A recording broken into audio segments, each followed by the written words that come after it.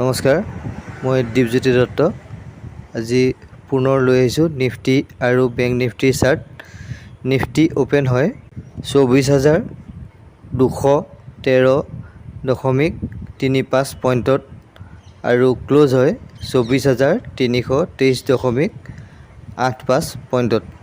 আজিৰ হাই 24,363 পইণ্টৰ আৰু ল' 24,168.85 পইণ্টৰ আৰু আজি নিফটি 21.70 পইণ্টৰ ওপৰলৈ গৈ ক্লোজ হয়।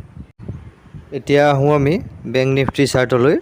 বেংক নিফটি অ'পেন হয় 52,560.10 পইণ্টত আৰু ক্লোজ হয় 52,660.35 পইণ্টত।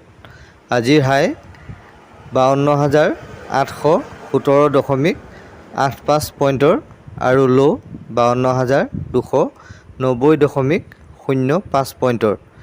আজি বেংক নিফটি 443.35 পইণ্টৰ তললৈ গৈ ক্লোজ হয়। ধন্যবাদ।